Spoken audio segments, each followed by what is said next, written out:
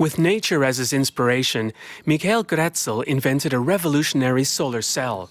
The professor of physical chemistry at Lausanne's Federal Institute of Technology opened up a new area in research long before climate change became topical. Plants get their energy from photosynthesis. Why can't we?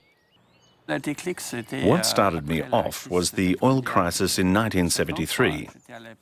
At that time, I was a young researcher, and I thought to myself that it was absolutely vital to find less polluting sources of energy.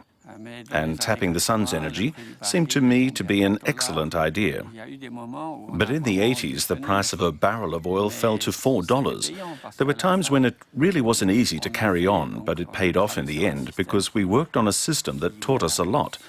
We also made the discovery of this solar cell, which in a way imitates what happens during natural photosynthesis. At the Institute, he introduced secondary school students to the construction of the famous Grätzel cell.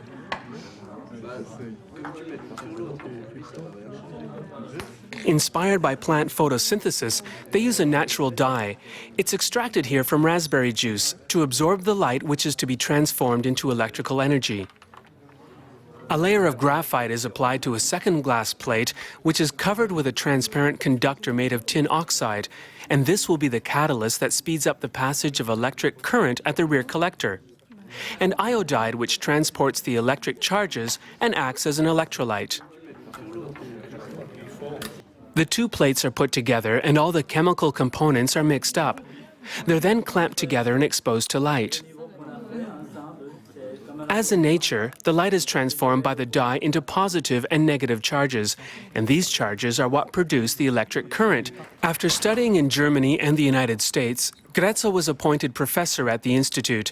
It was here that he developed the cell that bears his name. It has a number of advantages. It costs only half as much as a conventional solar cell using silicium, and it's twice as efficient in low light conditions, such as inside a building where there is no direct sunlight.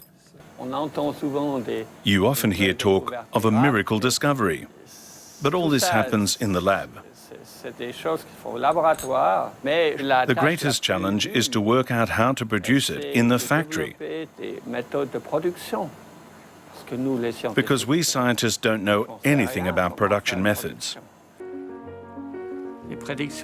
My prediction is that in 30 years' time, solar energy will be responsible for a quarter of all energy production.